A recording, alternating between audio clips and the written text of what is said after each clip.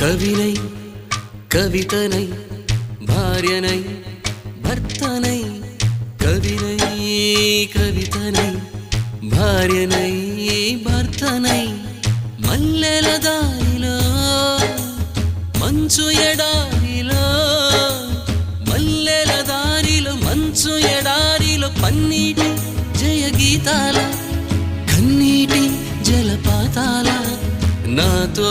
నేను అనుగమిస్తూ నాతో నేనే రమిస్తూ ఒంటరినై అనవరతం కంటున్నాను నిరంతరం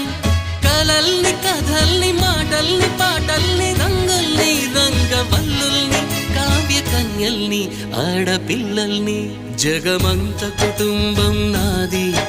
ఏకాకి జీవితం నాది